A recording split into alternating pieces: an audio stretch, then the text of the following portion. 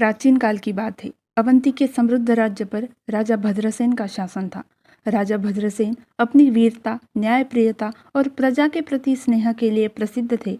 प्रजा उन्हें देवता की तरह पूजती थी, लेकिन राजमहल के भीतर कुछ दरबारी उनके बढ़ते यश और लोकप्रियता से जलते थे। एक दिन राजा भद्रसेन शिकार के लिए निकले। शिकार का पीछा करते हुए वो गहरे जंगल में पहुंचे, जहां एक शांत और पवित्र आश्रम स्थित था। वहां एक युवती तालाब के किनारे कमल तोड़ रही थी। वही थी शकुंतला, ऋषि वशिष्ठ की पुत्री। उसकी सुंदरता, उसकी आंखों की गहराई और मासूमियत ने राजा को मंत्रमुग्ध कर दिया। भद्रसेन और शकुंतला की नजरें मिली तो जैसे समय ठहर गया। राजा ने उससे बातचीत की। उसकी सरलता, बुद्धिमत्ता और स्वभाव ने उन्हें और भी आकर्षित किया। धीरे धीरे दोनों में प्रेम पनपने लगा। जब राजा भद्रसेन शकुंतला को रानी बनाकर महल लाए तो दरबार में कोलाहल मच गया।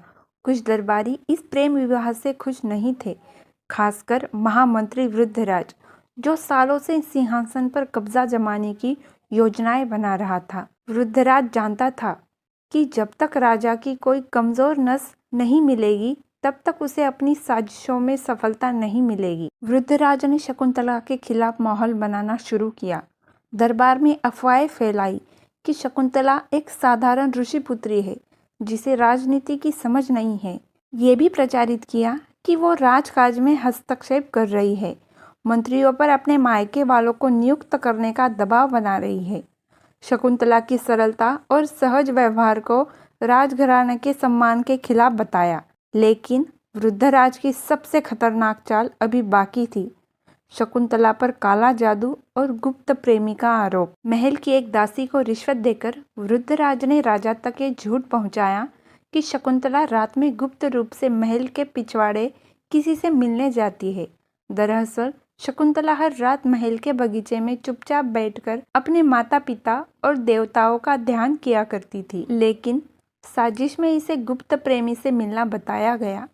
इसके बाद वृद्धराज ने एक तांत्रिक से मिलकर शकुंतला के कक्ष में कुछ अभिचार तंत्र सामग्री रखवाई, जैसे राख, नींबू, खून के छींटे। फिर सब दरबारियों के सामने उस कक्ष की तलाशी करवाई गई। राजा भद्रसेन अवाक रह गए। राजा भद्रसेन के दिल में शकुंतला के लिए प्रेम अब भी था, लेकिन हर तरफ से उठ रहे सवालों, सबूतों और अफवाहों के जाल में उनका भरोसा डगमगाने लगा। शकुंतला ने सफाई देने से इनकार कर दिया। उसने कहा, राजन, प्रेम की नींव विश्वास है। यदि वो ही नहीं बचा तो सफाई कैसे दूं? राजा क्रोध में भरकर बोले, अगर तुम्हारा मन साफ है तो वन में जाकर अपनी तपस्या से इसे सिद्ध करो। और इसी के साथ शकुंतला को राजमहल से वनवास दे दिया गया। शकुंतला के जाने के बाद वृद्धराज और भी शक्तिशाली हो गया। धीरे धीरे उसने सेना, खजाना और मंत्री परिषद का अपना पूरा नियंत्रण कर लिया। लेकिन राजा के पुराने वफादार सेनापति वीरभानु को इस बात पर शक था। वीरभानु ने गुप्त रूप से वृद्धराज की गतिविधियों पर नजर रखी।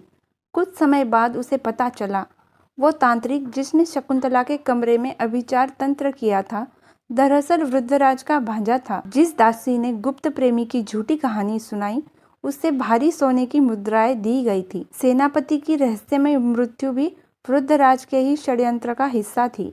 जब वीरभानु ने ये सब प्रमाण राजा भद्रसेन के सामने रखे तो राजा को अपनी भयंकर भूल का एहसास हुआ। उन्हें समझ आया कि उन्होंने सच्चे प्रेम का गला अपने ही हाथों से घोट दिया था। राजा भद्रसेन खुद वन में पहुंचे, जहां उन्होंने सालों से तप कर रही शकुंतला को ढूंढ निकाला। आंखों में आंसू और दिल में पछतावा लिए उन्होंने शकुंतला से क्षमा मांगी।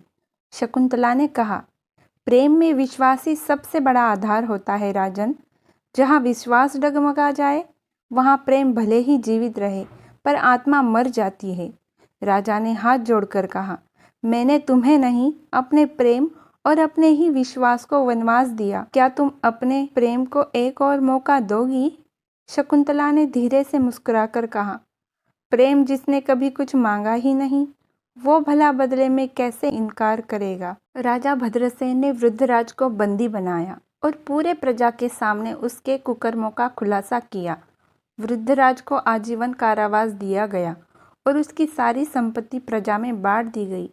शकुंतला को पुनः रानी के पद पर बैठाया गया, लेकिन इस बार सिर्फ महारानी के रूप में नहीं, बल्कि एक ऐसी स्त्री के रूप में जिसने प्रेम, विश्वास और सत्य की सबसे कठिन अग्नि परीक्षा पास की थी। राजा भद्रसेन और शकुंतला की प्रेम कथा सच्चे प्रेम, विश्वास और क्षमा की अमर मिसाल बन गई।